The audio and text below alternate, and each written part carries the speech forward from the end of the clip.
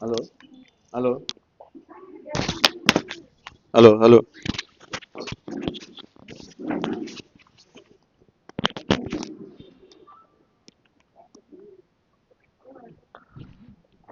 থাক থাক থাক থাক।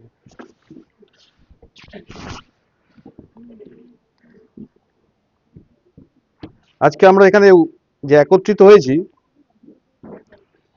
প্রভু যে বিষয় আমাদেরকে বলবেন বা বলতে চলেছেন সেটা হচ্ছে ইটারনাল লাইফ বা চিরন্তন জীবন। আমরা জানি অনন্ত জীবনের বিষয়। আজকে আমাদের মধ্যে অনেকে আছেন, আমরা বাইবেল থেকে দেখব প্রেরিত 17 অধ্যায় 22 থেকে 31 পদ।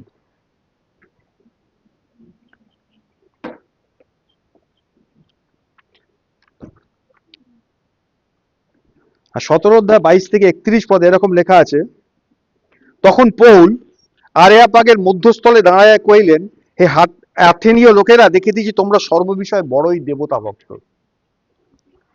গ্রিক দেশের এথেন্স শহরে যখন পৌল গেছেন আর তিনি শহরটাকে পরিক্রমা করছেন আর দেখছেন সেখানকার মানুষরা, তাদের নানা রকম মন্দির আছে, তারা বিভিন্ন দেব দেবতার উপাসনা করে। আর সেখানে পথের কাছে একটা জায়গা দেখেছে তার দেশে, যে একটা পাথরকে স্থাপন করেছে আর লিখেছে সেখানে অপরিচিত দেবের উদ্দেশ্যে। পৌল বলছেন, কেননা বেড়াইবার সময় তোমাদের উপাস্য বস্তু সকল দেখিতে দেখিতে একটি বেদি দেখিলাম, যার উপরে লিখিত আছে অপরিচিত দেবের উদ্দেশ্যে। অতএব তোমরা যে অপরিচিত দেবের ভজনা করিতেছ, তাহাকে আমি তোমাদের নিকটে প্রচার করি। পৌল বলছেন,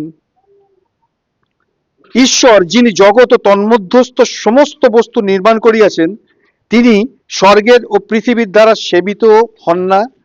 তিনি সকলকে জীবন ও শ্বাস এই সমস্তই দিতেছেন।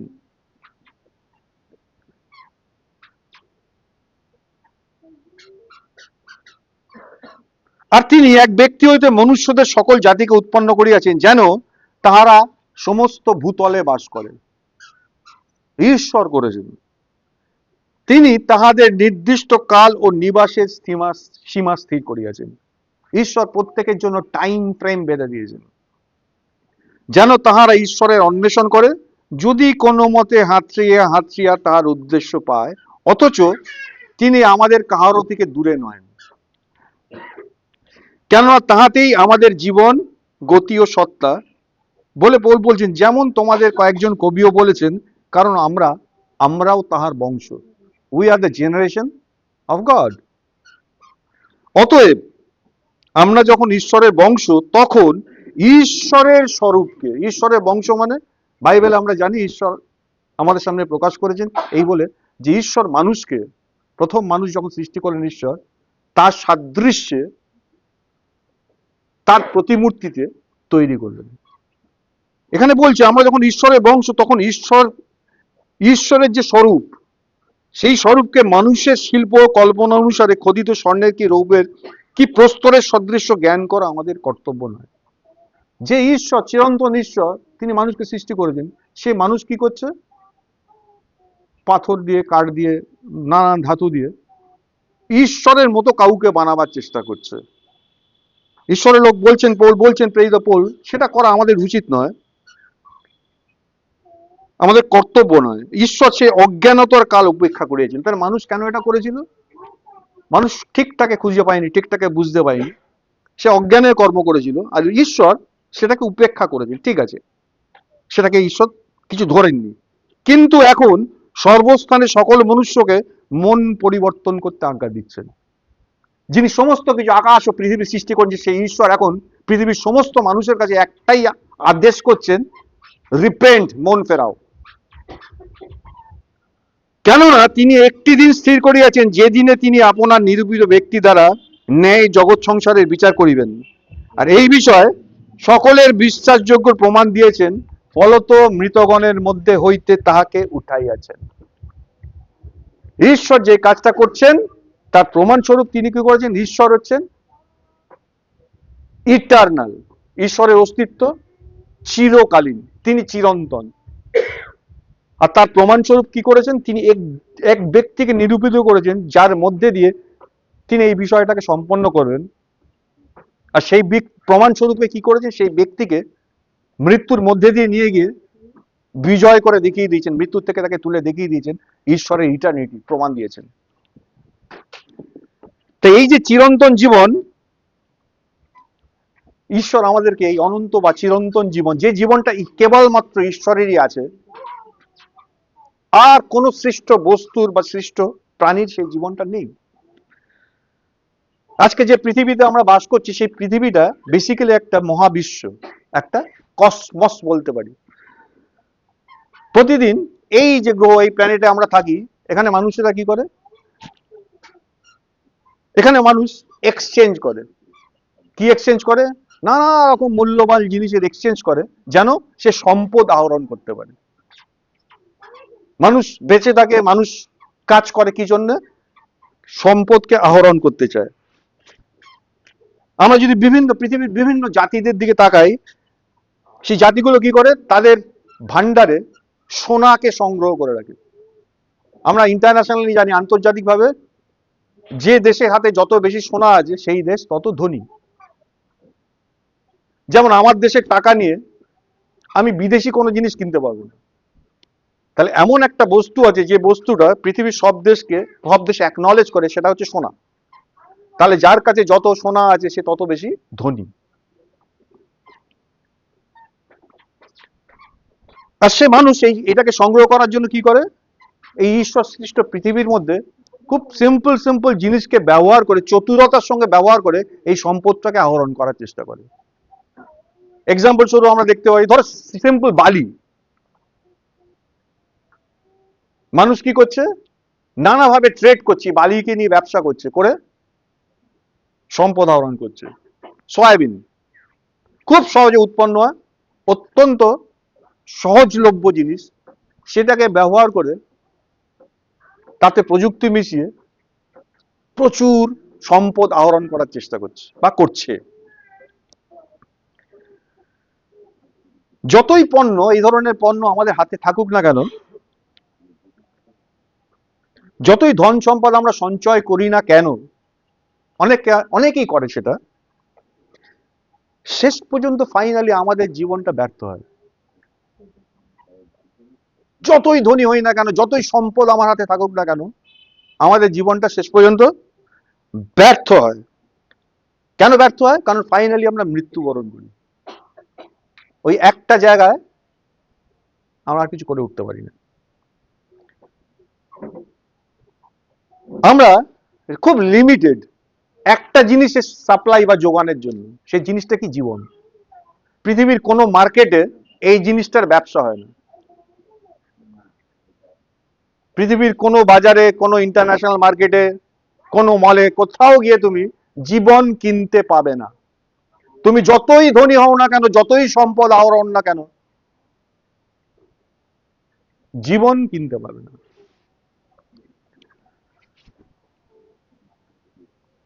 তাহলে এই যে জীবন হচ্ছে, যত সম্পদ মানুষ দেখছে তার মধ্যে সবচেয়ে মূল্যবান।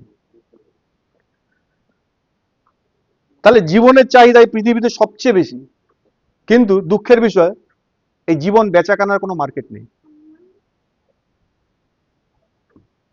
আছে?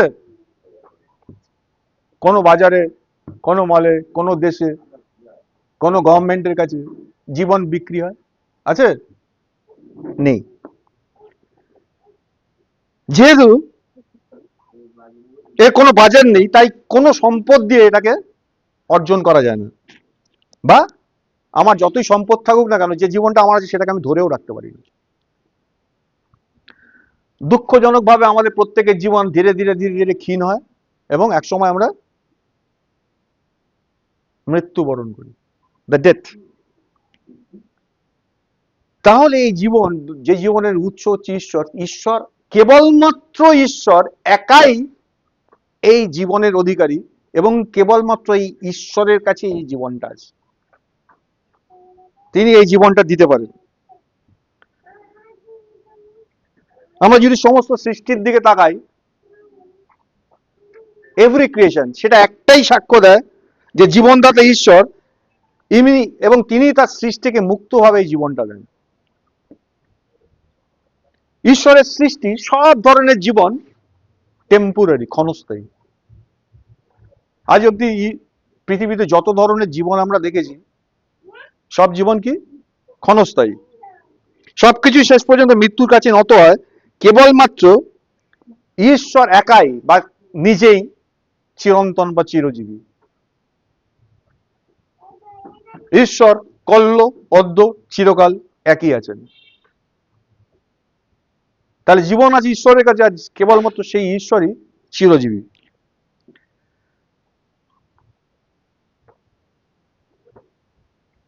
আমরা যে ইটার্নাল লাইফ বা ইটার্নিটি বা চিরন্তন জীবন, এই চিরন্তন জীবন বলতে কি বোঝায়? যে এর কোনো শুরু নেই, এর কোনো শেষ নেই। যেমন ঈশ্বর নিজেই সীমাহীন, আমাদের সবচেয়ে প্রয়োজন এই ইটার্নাল লাইফ, এই চিরন্তন বা অনন্ত জীবন। একমাত্র এই জিনিসটা সবচেয়ে প্রয়োজন বেশি, কিন্তু মানুষের হাতে কোনো অপশন নেই যেটার দ্বারা সে এটা পেতে পারে। কোনো কিছুর বিনিময়ে সেটা লাভ করতে পারে না।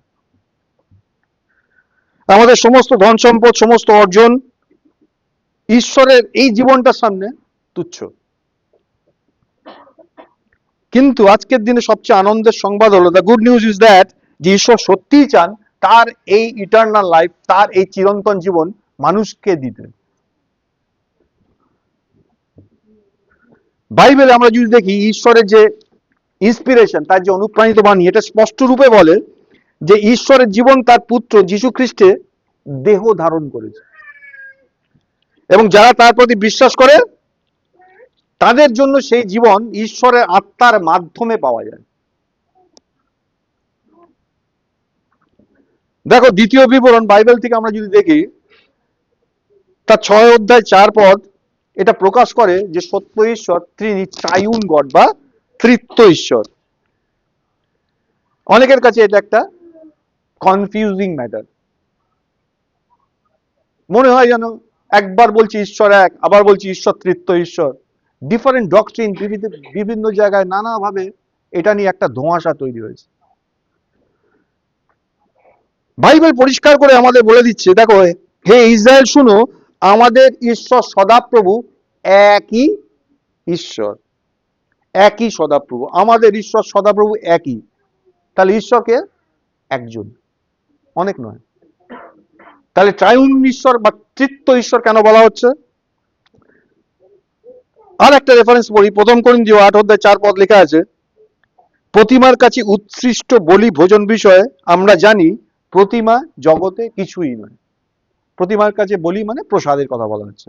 যারা বিভিন্ন জায়গার দেবালয় বা উপাসনা করে, তারা যেটা নিবেদন করে তাদের কাছে, পরে সেটা খাওয়া হয়। ঈশ্বরের বাক্য শেখাচ্ছে যে এই যে জিনিসটা প্রতিমার কাছে যেটা উৎসর্গ হয়, সেই বলিটা জগতের মধ্যে কিছুই নয়। এবং কেন কিছু নয়? কারণ ঈশ্বর এক ছাড়া দ্বিতীয় নেই। Only one god is there, যিনি সমস্ত কিছু সৃষ্টি করেছেন।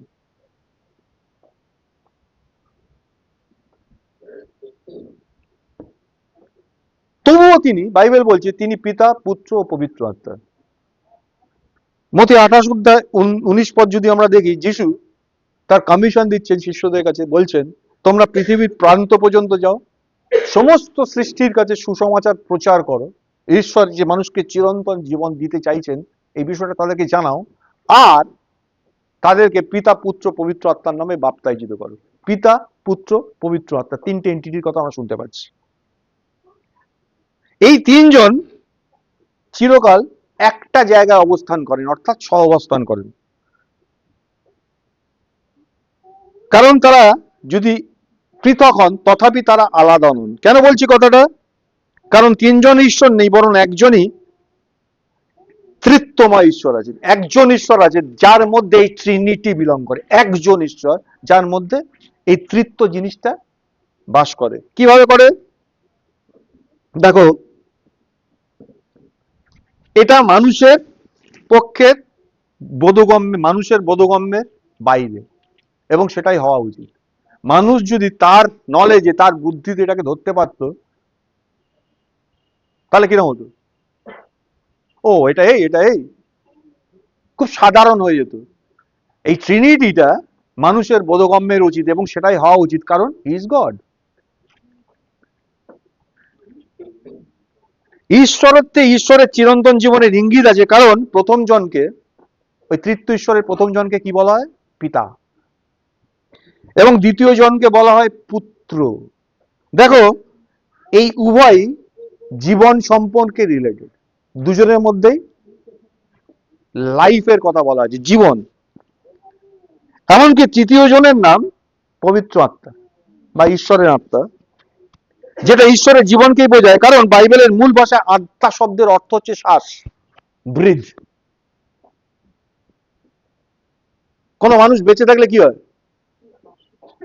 মরে গেছে কিনা নাকের কাছে হাত নিয়ে দেখে শ্বাস পড়ছে কিনা। তাহলে জীবন, আত্মা ইজ ইকুয়াল টু ব্রিথ বা শ্বাস, জীবন, জীবনের উৎস।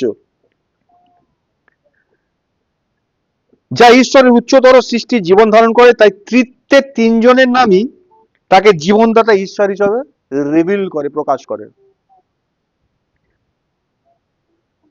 এই তিনজনের প্রথম হিসাবে পিতা, যিনি তৃতীয়, দ্য সোর্স অফ লাইফ, জীবনের উৎস। পিতা সমস্ত জীবনের উৎস। আমরা যদি যোহনের সুসমাচার পড়ি, প্রেরিত যোহন, সেখানে বলছে, যোহন 5:26 পিতার মধ্যে জীবন আছে। আর সমস্ত জীবন শেষ পর্যন্ত পিতার কাছেই ফিরে যায়। এবং সেই কারণে ইফিসিও যদি তুমি পড়ো 3:21, সেখানে দেখতে হবে সেই কারণে তিনি সকলেরই পিতা। যেহেতু জীবন তার কাছে আছে, আর তিনি মানুষকে সেটা দেন, আর সে তার কাজটা ফুরিয়ে গেলে সেই জীবনটা আবার তার কাছে ফিরে যায়, তাই তিনি সমস্ত কিছুর পিতা। আরো ব্যক্তিগত অর্থে তিনি প্রত্যেক মানুষের পিতা, তোমরা যদি মালাকি পড়ো দেখতে পাবে। কিন্তু তার কোন সৃষ্টি, ঈশ্বর যা কিছু সৃষ্টি করেছেন বাই নেচার বা প্রকৃতিগত ভাবে তার সমান নয়। ঈশ্বরের যে কোনো সৃষ্টি তার সমান নয়। তার কেন তার সমান নয়? কারণ ঈশ্বরের মধ্যে যে জীবনটা আছে সেটা চিরন্তন, সেটা ইটারনাল, সেটা ফুরিয়ে যায় না, সেটা শেষ হয় না। আর তার সৃষ্টির মধ্যে যে জীবন আছে সেটা স্বল্প মেয়াদী, সেটা ফুরিয়ে যায়, সেটা শেষ হয়ে যায়। তবে তিনি চান, ঈশ্বর ইচ্ছে কি? তিনি চান অনেক সন্তানকে উৎপন্ন করতে, অনেক সন্তানের জন্ম দিতে, যাদের মধ্যে ওই জীবনটা থাকবে। কোন জীবনটা? যেই জীবনটা ঈশ্বরের মধ্যে আছে, যেটা ফুরোয় না, সেই জীবনটা থাকবে। জন 1:12-13 যদি আমরা একটু দেখি, দেখো সেখানে লেখা আছে, কিন্তু যত লোক তাকে গ্রহণ করল, সেই সকলকে যাহারা তাহার নামে বিশ্বাস করে, তাহাদিগকে তিনি ঈশ্বরের সন্তান হইবার ক্ষমতা দিলেন। এখানে আমরা শুনলাম বিশ্বাস করলো, আসলে কি ঘটলো? 13 বলছে, তাহারা রক্ত হইতে নয়, মাংসের ইচ্ছা হইতে নয়, মানুষের ইচ্ছা হইতেও নয়, কিন্তু ঈশ্বর হইতে জাত। তাহলে রক্তর দ্বারা, রক্তের মধ্যে জেনারেশনালি, মানে বাই জেনারেশন যেভাবে মানুষ জন্মায়, সেটা একটা বিষয় আছে। মাংসের ইচ্ছা অনুসারে মানুষের জন্ম হয়, প্রাণীর জন্ম হয়, সেটা একটা বিষয় আছে। ঈশ্বরের যে সৃষ্টিটা সেটা সেই রকম নয় বলছে, সেটা ঈশ্বরের ইচ্ছা থেকে তৈরি হচ্ছে।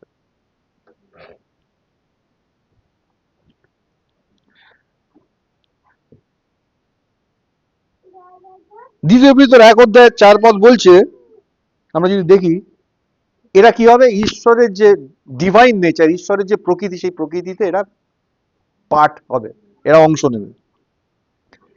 এই এরাটা কারা? এরা খ্রিস্ট বিশ্বাসীরা, এবং পুনর্জন্মের মাধ্যমে ঈশ্বর তাদের প্রকৃত পিতা হন। তাহলে একটা হচ্ছে বাই ডিফল্ট, যেহেতু ঈশ্বর সবকিছু সৃষ্টি করেছে, সমস্ত প্রাণ ঈশ্বরের সৃষ্টি, সমস্ত মানুষ ঈশ্বরের সৃষ্টি, বাই ডিফল্ট, বাই নেচার ঈশ্বর তাদের পিতা। হ্যাঁ, এই যে পিতাটা আর এই যে তার সন্তানরা, এটা একটা সিস্টেমের মধ্যে দিয়ে এসছে, ভালো করে বুঝি। আর যেটা ঈশ্বরের ইচ্ছা থেকে জাত হচ্ছে, যেটা এই দুটো সৃষ্টির মধ্যে পার্থক্য হচ্ছে। তাহলে দ্বিতীয় যে সৃষ্টির কথা বলছি, যারা ঈশ্বর থেকে জাত, সেই সৃষ্টিটা কিভাবে হচ্ছে? ঈশ্বরের ইচ্ছা থেকে। কিভাবে ঈশ্বরের ইচ্ছা দিয়ে তাদের জীবন অ্যাক্টিভেটেড হচ্ছে? তারা বিশ্বাস করেছে এই ঘটনাটা। কি ঘটনা বিশ্বাস করেছে? ঈশ্বর যেটা বলেছেন সিম্পল সেটাকে বিশ্বাস করেছে। আর কোনো এর মধ্যে ফ্যালাসি নেই, এর মধ্যে কোনো কঠিনতা নেই। যারা এটা করলো তাদের মধ্যে ঈশ্বর ইচ্ছা থেকে তারা উদ্ভূত হলো, তৈরি হলো, আর সেই জীবনটা তাদের মধ্যে ট্রান্সফার করা হলো। ভালো করে বুঝি, একটা হচ্ছে জন্মগতভাবে আমরা একটা জীবন পেয়েছি, আমরা বেঁচে আছি, চলাফেরা করছি, এই জীবনটা ফুরিয়ে যাবে, এটা ঈশ্বরীয় সেই জীবনটা নয়, এটা ইটারনাল লাইফ নয়। কিন্তু যারা ঈশ্বর হইতে জাত হলো তাদের যে জীবনটা ঈশ্বর দিচ্ছেন সেই জীবনটা কি? এক্স্যাক্টলি ঈশ্বরের মধ্যে যে জীবনটা আছে সেই জীবনটা দিচ্ছেন। আর সেই জীবনটা কি? ফুরিয়ে যায় না, অনন্তকাল থাকবে, যেমন ঈশ্বরের জীবন থাকে।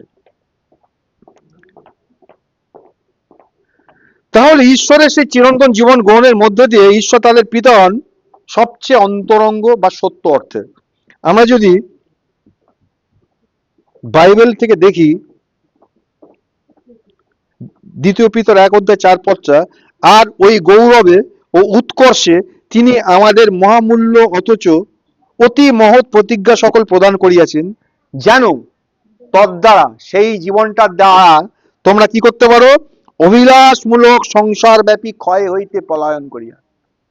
যে সিস্টেমের মধ্যে আমরা বাস করি সেই সিস্টেমটা ক্ষয়ে যাওয়া সিস্টেম। এই অভিলাষমূলক সংসার ব্যাপী ক্ষয় হইতে বেরিয়ে গিয়ে, পালিয়ে গিয়ে ঈশ্বরীয় স্বভাবের সহভাগী হও। ঈশ্বরের মধ্যে যে প্রকৃতি, যে নেচার আছে সেই নেচারটার মধ্যে ইনকর্পোরেটেড হয়ে যাও। দেখো যোহনের সুসমাচারে প্রভু যিশু বা প্রভু যিশু খ্রিস্টের জীবনের 4 নম্বর ডক্ট্রিন, আমরা মথি, মার্ক, লুক, যোহন 4টে সুসমাচার জানি, গসপেল। তার মধ্যে চতুর্থটা হচ্ছে যোহনের সুসমাচার। এবং যোহনের বিবরণে এই আশ্চর্যজনক ব্যক্তিকে বিশেষ মহিমান্বিত ভাবে প্রেজেন্ট করা হয়েছে। এটা দেখায় যে তিনি ঈশ্বরের পুত্র, অর্থাৎ তৃতীয়ময় ঈশ্বরের সেকেন্ড পার্সন, ট্রাইউন গডের দ্বিতীয় ব্যক্তি, যিনি মানুষের কাছে জীবন হয়ে এসেছেন। এখানে পুত্র শব্দটা পিতার সঙ্গে জীবনের সম্পর্ককে প্রকাশ করে, আর খ্রিস্ট ঈশ্বরের পুত্র হিসাবে পিতার জীবনকে পুরোটাই হোল্ড করেন, সম্পূর্ণরূপে ধারণ করেন। জন খ্রিস্টপুত্রকে উল্লেখ করে লিখেছেন তার মধ্যে সেই জীবন ছিল, আর সেই জীবন মানুষদের, মনুষ্যগণের জ্যোতি ছিল, বা মানুষের জীবনের উৎস ছিল সেই জীবন, যে জীবন যীশু খ্রিস্টের মধ্যে ছিল। আমরা যদি দেখি প্রভু যীশু খ্রিস্ট হচ্ছেন এই যে ইটারনাল গডের, চিরন্তন ঈশ্বরের জীবন্ত দেহধারী ঈশ্বর। বাইবেল বলছে ঈশ্বরকে কেউ কোনোদিন দেখেনি। কেন ঈশ্বরকে দেখেনি? ঈশ্বরকে কোনো মানুষ কোনোদিন দেখেনি, কোনো মানুষ দেখেনি পৃথিবীতে। কেন দেখেনি? ঈশ্বরের বাক্য যদি আমরা অধ্যয়ন করি তাহলে লেখা আছে, যেহেতু মানুষ, ঈশ্বর যখন মানুষকে সৃষ্টি করেছিলেন সেই মানুষ কি হয়েছিল? একটা স্ট্যান্ডার্ড ঈশ্বর সৃষ্টি করেছিলেন। সেই স্ট্যান্ডার্ড থেকে যখন সে ফল করে গেছিল, পতিত হয়ে গেছিল, সেই পতিত অবস্থায় যে কেউ ঈশ্বরের সংস্পর্শে আসে বা ঈশ্বরকে যদি একবার দেখে, ইমিডিয়েটলি ডিস্ট্রয় হয়ে যাবে। কারণ বাক্য বলছে ঈশ্বর হচ্ছেন পবিত্র, আর তার মধ্যে অন্ধকারের লেশ মাত্র নেই।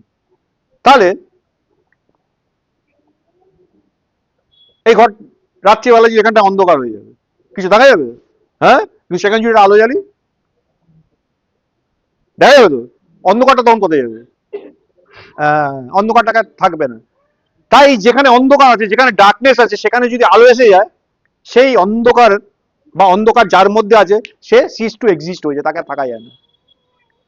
মসি একবার ঈশ্বরকে বলেছিলেন, মসি ঈশ্বরকে ভালোবাসেন, তার পথে চলতেন, আর বলেছিলেন আমার খুব ইচ্ছা তোমাকে একবার দেখতে চাই। ঈশ্বর বলেছিলেন রক্ত মাংস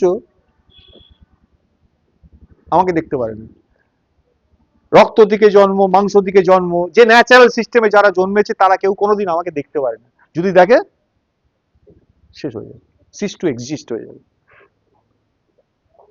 তাহলে রক্ত মাংস ঈশ্বরের দর্শন মানে পৃথিবীতে কোনো মানুষ ঈশ্বরকে দেখেনি। যীশু খ্রিস্ট বলছেন যে আমাকে দেখেছে সে পিতাকে দেখেছে। তার মানে সেই যে জীবনটা, সেই জীবনটা দেহ ধারণ করে এসছে আমাদের মধ্যে। এমন একটা জীবন যেটা ঈশ্বরে আছে, যে কোনো ঈশ্বরকে দেখেনি, ঈশ্বর নিজে সেই জীবনটা কিরকম হয় সেটা এক্সপ্রেস করেছেন যিশুর মধ্যে দিয়ে। বাক্য বলছে আদিতে বাক্য ছিল, বাক্য ঈশ্বরের কাছে ছিল, বাক্য ঈশ্বর ছিল, আর সেই বাক্য মাংসে মূর্তিমান হলো, ঈশ্বরের জীবন দেহ ধারণ করে আমাদের মধ্যে এসে বাস করলেন। আর সেই জীবন হচ্ছে চিরন্তন জীবনের উৎস। সেই চিরন্তন জীবন মৃত্যুকে জয় করে, আর এটা হচ্ছে পুনরুত্থানের জীবন। একটু আগে যে প্রেরিতের পদে পড়ছিলাম আমরা, আর তিনি প্রমাণ দিয়েছেন সেই কাজটা করে। কাজটা কি ছিল? মানুষ যে জিনিসটা সবচেয়ে বেশি অন্বেষণ করে কিন্তু কোনো মূল্যেই সেটা পেতে পারে না, সেটা হচ্ছে জীবন, সেই চিরন্তন জীবন। কেন পেতে পারে না? কারণ প্রত্যেক মানুষ ওই মৃত্যুর কাছে হেরে যায়। সে যতই সম্পদের অধিকারী হোক না কেন, যতই জ্ঞানের অধিকারী হোক না কেন, একটা দিন সে হারিয়ে যায়, সে চলে যায়। সুতরাং কেবলমাত্র ঈশ্বরই অনন্তকালীন থাকে, আর কেউ কোনো সৃষ্টি অনন্তকাল থাকতে পারে না। ঈশ্বর প্রমাণ করলেন কি? যার মধ্যে ঈশ্বরের জীবন ছিল সেই ব্যক্তির মধ্যে দিয়ে প্রমাণ করলেন তিনি যে তিনি ঈশ্বর। কিভাবে প্রমাণ করলেন? তিনি সেই ব্যক্তিকে মৃত্যুঞ্জয়ী করে তুললেন, মৃত্যুর মধ্যে পাঠিয়ে দিলেন। মানুষ হিসেবে তিনি এলেন, মানুষ হিসেবে মানুষের উপর যে মৃত্যু কাজ করে সে মৃত্যু তার উপরে পাঠিয়ে দিলেন, মেরে গেল, মেরে গেল। তাহলে স্বাভাবিকভাবে মানুষের যে মৃত্যু হয় সেই মৃত্যুটা তার হয়ে গেল, সবাই জানলো, শেষ। কিন্তু ঈশ্বরের জীবন কি করে? মৃত্যু ঈশ্বরের জীবনকে কোনোদিন আটকাতে পারে না, ধরতে পারে না, ব্লক করতে পারে না। তাই বাক্য বলছে, আর তিনি মৃত্যুকে জয় করে এই ব্যাপারটাকে প্রমাণ করে দিয়েছেন, যেটা তিনি করবেন বলছেন, যে আগামী দিনে তিনি যেটা করতে চলেছেন। তিনি পৃথিবীর সমস্ত মানুষকে এতদিন যে যা করেছে তিনি সেটাকে উপেক্ষা করেছেন, মানে ইগনোর করেছেন, ছেড়ে দাও। কারণ ঈশ্বর যদি জাজ করেন, ঈশ্বর যদি বিচার করতে শুরু করেন, পৃথিবীর কোনো মানুষ তার সামনে দাঁড়াবার ক্ষমতা নেই, কোনো সৃষ্টি তার সামনে দাঁড়াতে পারবে না। কারণ কি? কেন দাঁড়াতে পারবে না? প্রত্যেকে পতিত হয়ে গেছে। যে স্ট্যান্ডার্ডে ঈশ্বর মানুষকে তৈরি করেছে সেই স্ট্যান্ডার্ড থেকে ফেল করে গেছে। তাহলে যখন ঈশ্বর কাউকে জাজ করবেন, কিন্তু একটা স্ট্যান্ডার্ড সেট করে দিয়েছে, সেই স্ট্যান্ডার্ড অনুযায়ী জাজ করবেন। কেউ সেই স্ট্যান্ডার্ড নেই, সবাই পড়ে গেছে, কেউ দাঁড়াতে পারবে না। তাহলে মানুষ এতদিন যা করেছেন, সৃষ্টির শুরু থেকে মানুষ যা কিছু করে এসেছে, ঈশ্বর সেটাকে ইগনোর করেছেন, উপেক্ষা করেছেন, ছেড়ে দিয়েছেন। কিন্তু এখন এই শেষ সময়ে এসে তিনি পৃথিবীর সমস্ত প্রান্তে সমস্ত মানুষের কাছে একটা আদেশ দিচ্ছেন।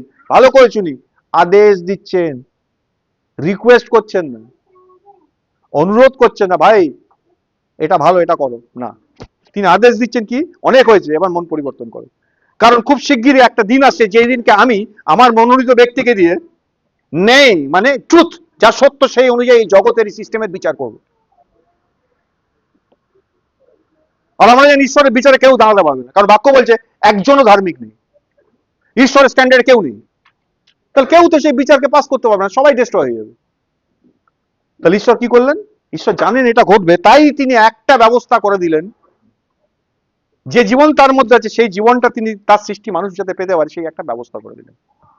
আর ব্যবস্থা করে তিনি কি চাইলেন? তিনি চাইলেন মানুষ যেন মন পরিবর্তন করে, অর্থাৎ এতদিন যা করেছি, এতদিন যা ভেবেছি, এতদিন যেভাবে চলেছি, সেখান থেকে 180 ডিগ্রি ঘুরে আসতে বলছি। অনেক হয়েছে, এবার থামো, ফেরো, কারণ ওই দিনটা আসতে চলেছে। আর ওই দিনে তিনি ন্যায়, কথাটা খুব ইম্পর্টেন্ট, তিনি ন্যায় জগৎ সংসারের বিচার। ন্যায় মানে 100% ধার্মিকতা, রাইচিয়াসনেস এবং সত্যে। ঈশ্বরের কাছে কোনো মুখাপেক্ষা থাকবে না। তার জাজমেন্টেতে পক্ষপাতিত্ব থাকবে না।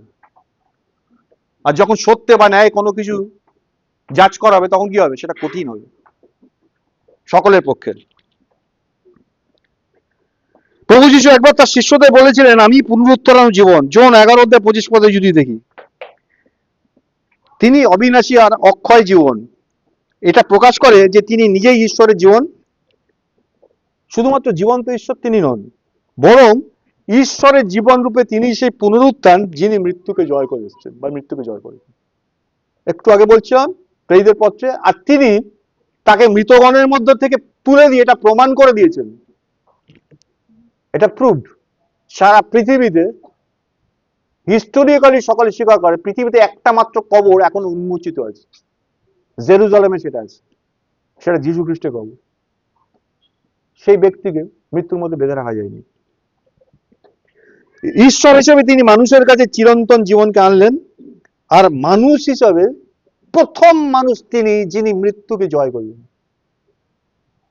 পৃথিবীতে। আর কোন জায়গায় কোথাও এই ইভেন্ট নেই। তিনি মানুষ হয়ে এসেছিলেন ঈশ্বরের প্ল্যানে, এবং ঈশ্বরীয় জীবন থাকলে কি হয় সেটা তিনি ডেমনস্ট্রেট করলেন। কিভাবে? মৃত্যুকে জয় করে উঠলেন। তাহলে মানুষ হিসেবে তিনি প্রথম যিনি এটা জয় করে উঠলেন, এবং পুনরুত্থিত হওয়ার পরে তিনি সেই ব্যক্তি, তিনি সেই ঈশ্বর যার মধ্যে ওই জীবনটা যেটা প্রমাণ করে দিচ্ছে ঈশ্বরীয় জীবন, সেই জীবনটা তিনি অন্যদের মধ্যে ইম্পার্ট করতে পারেন, অন্যদেরকে দিতে পারেন।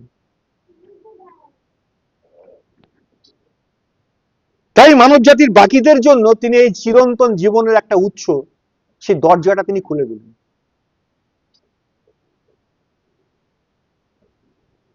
যোহনের সুসমাচারের আরেকটা অংশে খ্রিস্ট স্পষ্টভাবে বলেন কেন তিনি মানুষ হলেন, কেন তিনি মানুষের কাছে এলেন, কেন ঈশ্বর মানুষ হলেন, কেন তিনি মানুষের কাছে এলেন।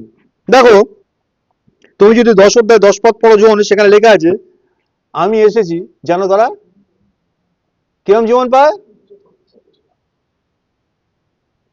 একটা হচ্ছে জীবন পাওয়া, হাসপাতালে গেল, মা ভর্তি হলো, শিশু জন্মালো, জীবন তো পেল। আর একটা জীবন বলছে উপচে পড়া জীবন। বোতলের মধ্যে জল আছে, এটা একটা জীবন। আর একটা জল হচ্ছে এমনই, বোতলটার মধ্যে জলটা তো আছেই, এতটাই জল আছে কন্টিনিউয়াস জলটা পড়ছে, কতক্ষণ পড়ছে কোনোদিনই থামছে না, সেটা হচ্ছে উপচে পড়া জীবন। যিশু এসেছিলেন যেন তার, আমি এসেছি যেন তোমরা জীবন পাও। কেমন জীবন পাও? এই উপচে পড়া জীবনটা এটা প্রমাণ করে দিচ্ছে সেটা চিরন্তন জীবন, শেষ হয় না। আর এই জীবনটা লিমিটেড জীবন, 1 ঢোক 2 ঢোক 3 ঢোক শেষ। আরেকটা জীবন, যত রোগী খাচ্ছি না কেন, ভর্তি তো আছে, শুধু ভর্তি নেই, পড়ে যাচ্ছে, শেষ করা যাচ্ছে না, শেষ করা যাচ্ছে না, শেষ করা যাচ্ছে না। দুটো মতো আবার আছে, আমি এসেছি যেন তারা জীবন পায়, উচ্চ পড়া জীবন পায়। দেখো, খ্রিস্ট অবশ্যই আমাদের পাপের জন্য মৃত্যুবরণ করতে এসেছিলেন, কিন্তু সেটাই যিশুর আসার সম্পূর্ণ কারণ ছিল না, পূর্ণ কারণ ছিল না। তার মৃত্যু আমাদের ক্ষমা আর চিরন্তন মুক্তিকে সম্পন্ন করবে। যিশুর মৃত্যুর মধ্যে দিয়ে আমরা ক্ষমা পেলাম। একটু আগে বলছিলাম প্রত্যেক মানুষ কি হয়েছে, ঈশ্বর যে স্ট্যান্ডার্ডটা তৈরি করেন তার থেকে পড়ে গেছে। আর যেহেতু পড়ে গেছে সেই স্ট্যান্ডার্ড থেকে, তাহলে মানুষকে অন্য কেউ নিয়ন্ত্রণ করে। পরবর্তীতে আমরা যদি কখনো চাই, আমরা জানি, আমরা যারা বাক্য জানি তারা জানি, যে নিয়ন্ত্রণ করে সেও আরেক ব্যক্তি। এই জগৎ তাকে চেনে না, জগৎ যেমন ঈশ্বরকেও চেনে না। সারা পৃথিবীর সমস্ত মানুষ তার দ্বারা নিয়ন্ত্রিত হয়, কারণ তারা নিজেদেরকে তার হাতে সঁপে দিয়েছে। তারা ঈশ্বরের থেকে তাকে বেশি ভালোবাসে। আর যেহেতু তারা তার কাছে বন্দী অবস্থায় আছে, এই বন্দী সে জোর করে করেনি, মানুষ স্বেচ্ছায় তার বন্দিত্বে ঢুকেছে। আর একবার যখন বন্দী হয়ে গেছে, সে মানুষকে ছাড়ছে না। আর ঈশ্বরের বাক্য বলছে যে কোনো মানুষ যখন এই স্ট্যান্ডার্ড থেকে পড়ে যায়, অর্থাৎ কোনো মানুষ কিভাবে পড়ে, কোনো মানুষ যদি পাপ করে, পাপ কি? ঈশ্বর যেটা বলেছেন সেটাকে লঙ্ঘন করাই পাপ। খুব সহজ ব্যাপার, ঈশ্বর যেটা বলেছেন সেটাকে লঙ্ঘন করা পাপ। তাহলে কেউ যদি ঈশ্বরের বিষয়টাকে লঙ্ঘন করে, সে পাপ থেকে পড়ে যায়। আর যে পাপ থেকে পড়ে যায় সে কোনোদিন ঈশ্বরের সামনে দাঁড়াতে পারে না। আর যে কোনোদিন ঈশ্বরের সামনে দাঁড়াতে পারে না, সে কোনোদিন অনন্তকাল থাকতে পারে না। ঈশ্বর কি ব্যবস্থা করলেন, যে পাপ থেকে পড়ে গেছে তার পাপের জন্য যদি একটা মূল্য চোকানো যায়, একটা দাম দেওয়া যায়। কি দাম দিতে পারি?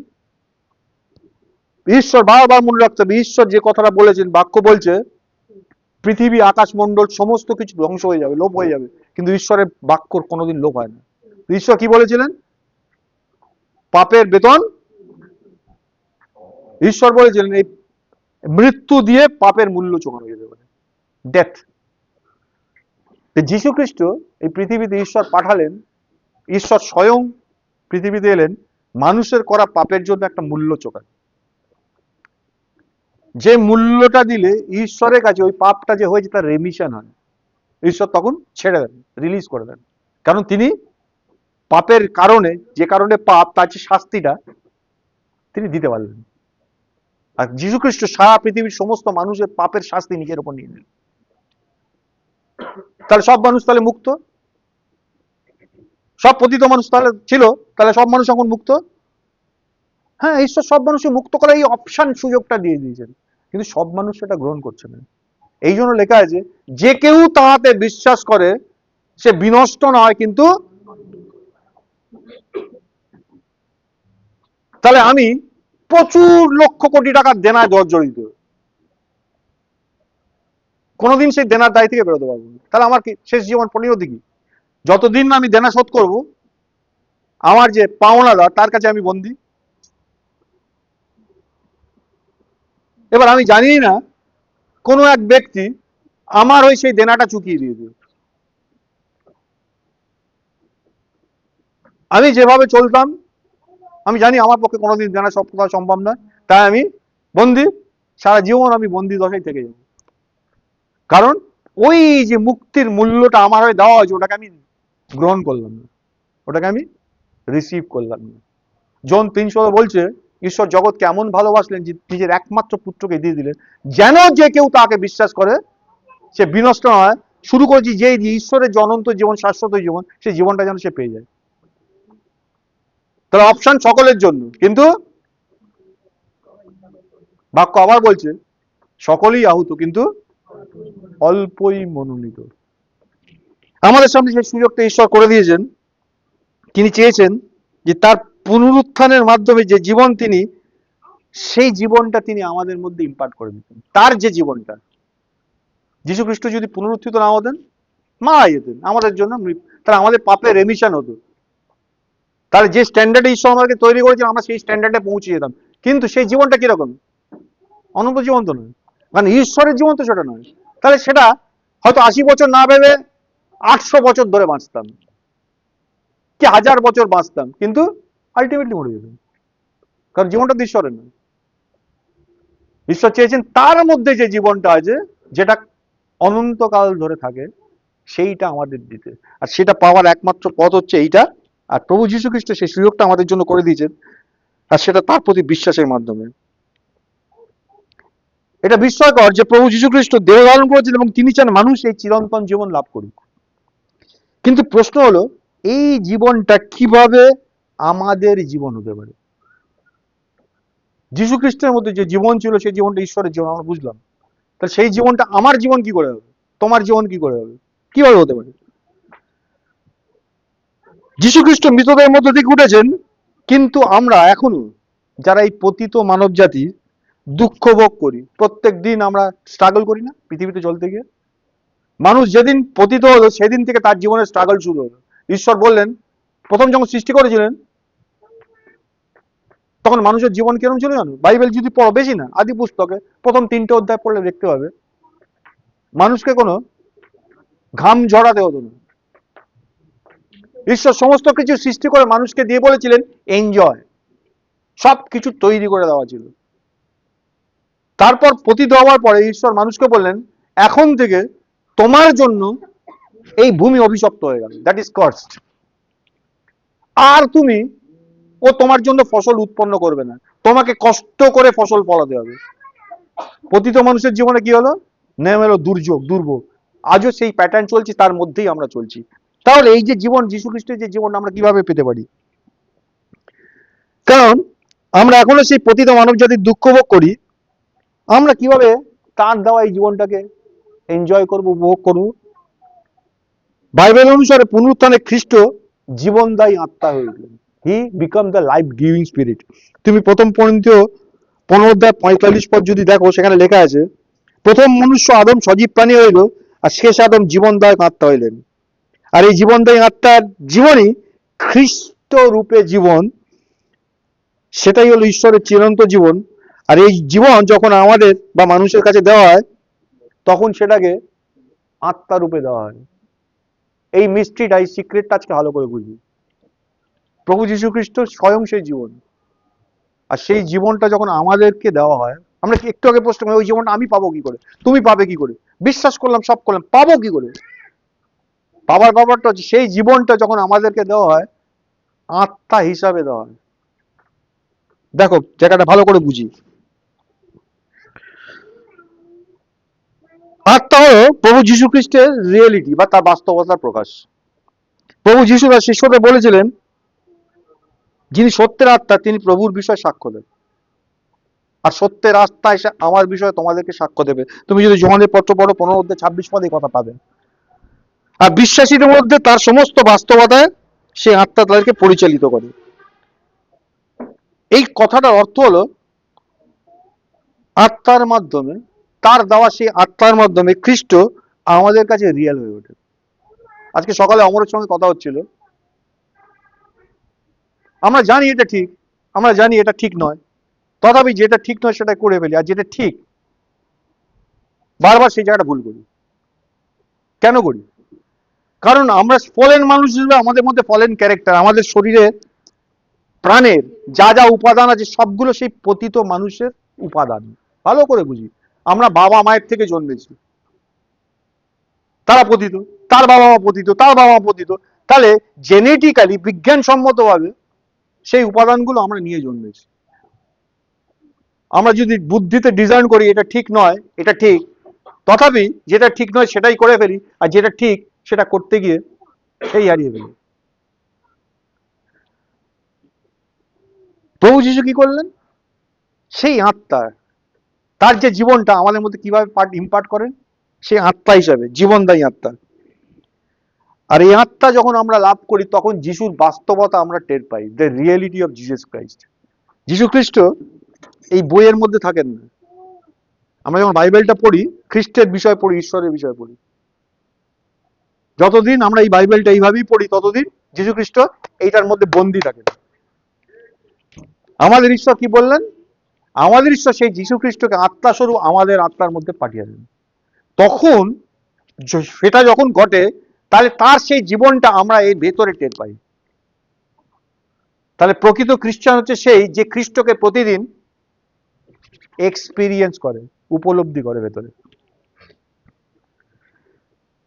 সেটা আমাদের কাছে রিয়েল হলো, কারণ ঈশ্বরের জীবন যা খ্রিস্টে দেহ ধারণ করেছে সেটা আত্মার মাধ্যমে মানুষের কাছে দেওয়া হয় বা উপলব্ধ হয়। দেখো এক্সাম্পল, এটা কি কিসের টেবিল? ধরো আমাদের বাটি আছে 24 ক্যারেট সোনা দিয়ে তৈরি। ভালো করে বাবা হাতে বাটিটা দেখাচ্ছি, কত ক্যারেট সোনা? কিরম সোনা? 24 ক্যারেট পিওর গোল্ড। এই বাটিটা এখানে রাখলাম, এই টেবিলটা এখানে রাখলাম। টেবিলটা কিসের? বাটিটা কিসের? ভালো করে শুনি, বাটিটা সোনার, টেবিলটা, তাহলে টেবিলটা প্লাস্টিকের, তাহলে টেবিলটা আসলে কি? এই টেবিলটা আসলে কি? টেবিলটা তো প্লাস্টিকের, টেবিলটা কি আসলে? সেটা শেপ দিয়েছি, টেবিলটা কি? এর বিষয়টা কি? বস্তুটা কি? টেবিলের বিষয়টা কি? বস্তুটা কি? এর মধ্যে কি আছে টেবিলটার মধ্যে? সিম্পল। যে বাটিটার কথা বললাম, বাটিটা আসলে কি? সোনা। তাহলে বাক্য যেটা বলছে জীবনের আত্মা, সোনার বাটি প্লাস্টিকের টেবিল জীবনের আত্মা, রিলেট করো। সোনার বাটি, তাহলে বাটিটা আসলে সোনা, প্লাস্টিকের টেবিল, টেবিলটা মানে প্লাস্টিক।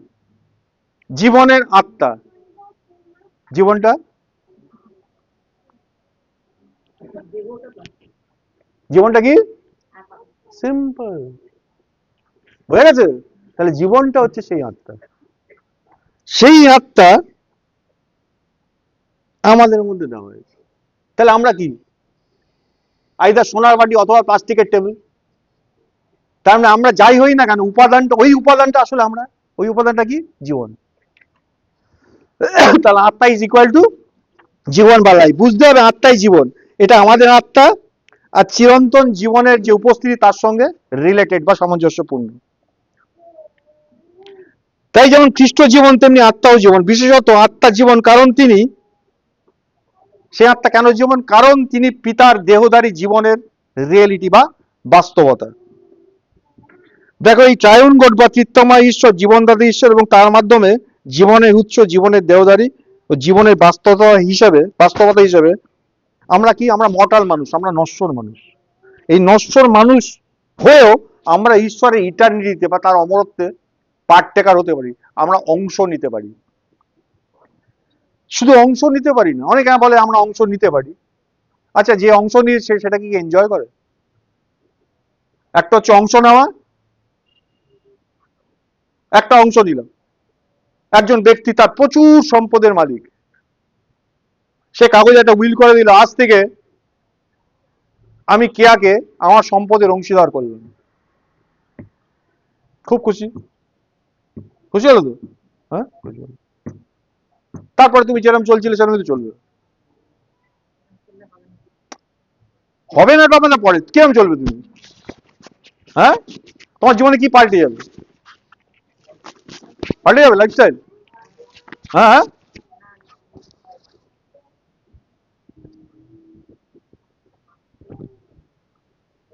বলছে হ্যাঁ লটারিতে টাকা পেলাম 5 কোটি টাকা, কি হবে? আগে যেরকম ভাবে চলতো এখন সেভাবে চলবো তো? আচ্ছা, কেন হলো, কেন হলো? আগে যেভাবে চলতাম এখন একটু অন্যভাবে চললাম কেন? তার মানে যেটা পেয়েছি তুমি পেয়েছো, এবার ধরো টিকিটটা তো উঠেছে, তুমি দেখলে প্রাইসটা পেয়ে গেছো, হ্যাঁ, সঙ্গে সঙ্গে লাইফস্টাইল পাল্টে যাবে তো? তুমি সঙ্গে সঙ্গে বাজারে গেলে গেলে একটা ফ্রিজ, একটা গাড়ি, একটা টিভি, একটা বাড়ি কিনে ফেলে ঝাপা কিনছো, টিকিটটা তোমার হাতে আছে।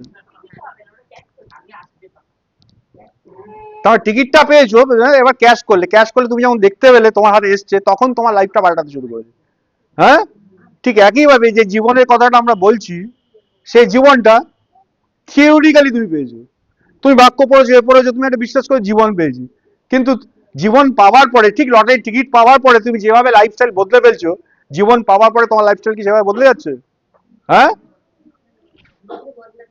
লটারির টিকিট পাওয়ার পর ধীরে ধীরে বদলেছিল?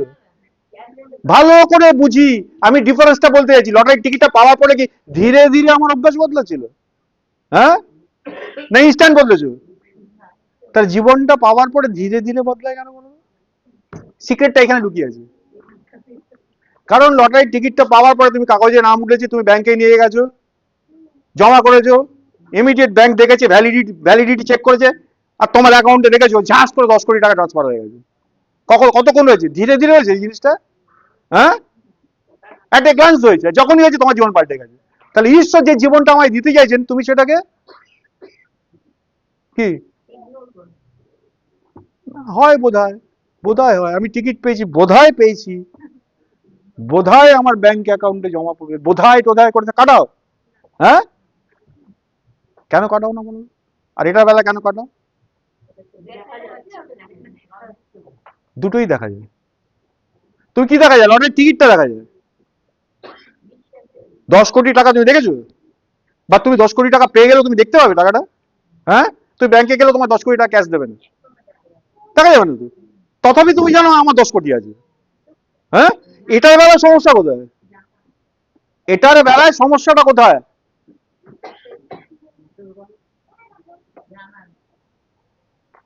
বলছে বিশ্বাসে দুর্বল। কেন খ্রিস্টান এক্সপিরিয়েন্স করতে পারে না? বলছে এই জীবনটা যখন দেওয়া হয়েছে, সেই জীবনটাকে কি করতে হবে? এক্ষুনি যেটা বললাম, এই জীবনটা আমাদের অমরত্ব অংশ নিতে এটা এসছে। আর এটা জীবনের বাস্তবতা হিসাবে, যে মর্টাল মানুষ ছিলাম আমি, নশ্বর মানুষ ছিলাম, সে অমরত্বে ঢুকে গেছি। তার মানে কিছু তো চেঞ্জ হচ্ছে, টের পাই। কিছু যে চেঞ্জ হচ্ছে, আমার জীবন যে কিছু পাল্টে গেছে, টের পাই। এখানে কে বিশ্বাস করো, আজকে এখানে যতজন আছো তাদের মধ্যে যে কেউ যে কোনো রকম অসুখ বিসুখ, যে কোনো প্রবলেম আছে, ঈশ্বর সেটাকে ঠিক করে দিতে পারে? হ্যাঁ, পারেন। করবেন কি ঈশ্বর? হ্যাঁ, কি জোরে বলো? করবেন? কেন করবেন? কি বিশ্বাস? এক্ষুনি তো বিশ্বাসের প্রমাণটা দিলাম, কি বিশ্বাস করি আমরা। দেখো আজকে সিক্রেটটা বলে দিই, যীশু খ্রিস্টের মিনিস্ট্রিটা আমরা জানি, তার পরিচর্যা কাজটা কিরম ছিল বলতো? একটা হচ্ছে যীশু খ্রিস্ট যে কোনো রুগীকে তার কাছে আনা হতো, যীশু খ্রিস্ট কি করে সুস্থ করতেন? কমান্ড করতেন, আদেশ করতেন, সুস্থ হয়ে যেত। He is god. বাইবেল যদি ভালো করে পড়ো দেখবে শেষ সময় যখন এসে গেছে যিশু ইহুদিদের দ্বারা রিজেক্টেড হয়ে গেছেন, গালিলীয়দের দ্বারা রিজেক্টেড হয়ে গেছেন, তিনি পরজাতীয়দের দিকে ফিরে গেছেন। আর লেখা আছে শয়ে শয়ে হাজার হাজার মানুষ তার কাছে আসে তাকে একটু ছোঁবার জন্য। ভালো করে শুনি, তাকে কি করতে? আর লেখা আছে যতজন তাকে স্পর্শ করলো তারা সুস্থ হয়ে গেল। যিশু ওই যারা সুস্থ হয়েছিল তাদের কমান্ড করে সুস্থ করছিলেন। আচ্ছা কি করে এটা হলো বলতো? হ্যাঁ, যিশু কাউকে কমান্ড করছিলেন, সুস্থ করছিলেন। এদের বেলায় যিশু কমান্ড করেনি, কিন্তু সুস্থ হচ্ছিল কেন?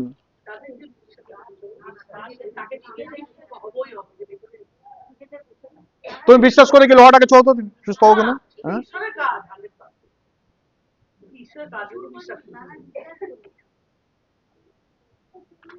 এই বিশ্বাস তো আমরাও করি। ও, তাহলে তুমি বলছো আমরা সত্যি করে বিশ্বাস করি না? ভালো করে বুঝি, আমরা যে কথাগুলো বলছি আমার ভেতরের বিষয়গুলো বেরোচ্ছে এর মধ্যে দিয়ে। ঘটনাটা দেখো কেন তারা সুস্থ হচ্ছিল। একটা হচ্ছে যিশু ডাইরেক্ট কমেন্ট করছিলেন, যে কোনো নেগেটিভ সিচুয়েশনকে পজিটিভে কনভার্ট করেন। যিশু ঝড় থামিয়ে দিতেন, সমুদ্রকে শান্ত করে দিতে পারতেন। কিভাবে করতেন? কমান্ড করতেন, প্রোক্লেম করতেন, বিকজ হি ইজ গড। তিনি সবকিছুর ঊর্ধ্বে, সবকিছুর মালিক, তাই তিনি সেটা করতে পারেন, তার সেই অথরিটি আছে। আর কিছু লোক আছে ফাঁক তালে সে একটু খালি যদি ধরতে পারি, তার ছাওয়া যদি একটু গায়ে পড়ে সুস্থ হয়ে যাবো। আর বাস্তবিকই তারা হচ্ছিল। যিশু তাদের কারোর ক্ষেত্রে কমান্ড করছিলেন না। কেন হচ্ছিল বলো? এই ডিফারেন্সটা যদি ধরতে পারো তাহলে বুঝতে পারবে। তার কারণ বাইবেলে লেখা আছে ঈশ্বরের সমস্ত পূর্ণতা যিশুর মধ্যে দৈহিক রূপে বাস করে। The goodness of god. ঈশ্বর কিরকম? ঈশ্বর পারফেক্ট ধার্মিকতা। যিশু এই পৃথিবী দেশে সেই ঈশ্বরীয় জীবনটা যাপন করতেন। ভালো করে শুনি, তাই তার গুডনেসটা, এটা এমনই একটা বিষয় আছে, যদি প্রকাশিত বাক্য পড়ো যে শেষ দিনে এই ঘটনা ঘটবে, লেখা আছে পৃথিবীতে সমস্ত রকমের রোগী সেদিনকে সুস্থ হয়ে যাবে। পৃথিবীর সমস্ত রকম। তিনি যখন তার থ্রোন, তার সিংহাসনে পৃথিবীর বুকে স্থাপন করবেন, দ্বিতীয়বার সেকেন্ড কামিং এর কথা লেখা আছে, তিনি ফিরে আসবেন ঈশ্বর হিসাবে। তখন আর যীশু খ্রিস্ট মানুষ হিসেবে আসবেন না, তিনি বিচারদাতা ঈশ্বর হিসাবে আসবেন। আর তার সেই গুডনেসের কারণে কি হবে? এই গোটা পৃথিবী নামক প্ল্যানেটে কোনো রোগ থাকবে না। তিনি কমেন্ট করবেন, কোটি কোটি মানুষকে কমেন্ট করবেন, রোগ চলে যাবে। হ্যাঁ, কারণ তার উপস্থিতি চলে যাবে। মন্ডলী হচ্ছে খ্রিস্টের, বিশ্বাস করো, মন্ডলী খ্রিস্টের দেহ। এই পৃথিবীতে চার্চ হচ্ছে যীশু খ্রিস্টের দেহ। আর তিনি দেহটাকে কি করছেন? যীশু খ্রিস্ট কি বলেছিল আমরা একটু পরের যে সেশনে হবে আমরা দেখবো। এই দেহটাকে, এই মন্দিরকে তোমরা নষ্ট করে দাও, আমি 3 দিনে সেটাকে বিল্ড আপ করবো। আমরা যে আজকের দিনটা না ওই 3 দিনের মধ্যে পড়ছি, জানো? তিনি এখনো তার দেহকে বিল্ড আপ করছেন। সারা পৃথিবী জুড়ে এই ঘটনা ঘটছে। আর সেই দিনে সেটা ম্যানিফেস্টেশন হবে, সেটা প্রকাশ হবে। লেখা আছে পৃথিবীর সমস্ত জানু পাতিত হবে, সমস্ত জীব স্বীকার করবে ইজ লর্ড।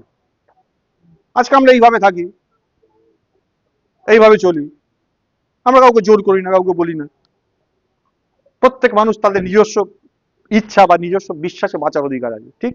ঈশ্বর বলছেন তিনি সেগুলো উপেক্ষা করেছেন, কিন্তু এখন তিনি একটা সুযোগ করে দিয়েছেন, এখন একটা আদেশ দিচ্ছেন সারা পৃথিবীর সমস্ত মানুষের কাছে। আমরা প্রিভিলেজ, আমরা ধন্য, কারণ আমরা প্রভুর এই আহ্বানটা শুনতে পেয়েছি আর শুনে তাকে রেসপন্ড করেছি। সবাই রেসপন্ড নাও করতে পারে, আমরা ধন্য, আমরা রেসপন্ড করি। তাই বাক্য বলছে যেখানে 2 কিংবা ততোধিক ব্যক্তি তার নামে একত্রিত হয় সেখানে। আচ্ছা, এই উপস্থিতিতে কিভাবে থাকেন তিনি? তাহলে যেখানে খ্রিস্টের উপস্থিতি, ভালো করে কথাটা শোনো, যেখানে খ্রিস্টের উপস্থিতি সেখানে কি হয়? অন্ধকারের কাজ থাকে না। তাই এই মন্ডলীগতভাবে যখন তোমরা এখানে প্রেজেন্ট আসছো, এনিবডি, যে কোনো ধরনের অসুখ বিসুখ যাই থেকে রাখুক না কেন, দ্যাট বিকেম হিলড। কাউকে প্রার্থনা করতে হবে না, হাত বলাতে হবে না, মাথা হাত দিতে হবে না, পু দিতে হবে না, কিচ্ছু করতে হবে না, কারণ তার উপস্থিতি অন্ধকার কেটে যায়। আমেন। তো ধন্যবাদ দি।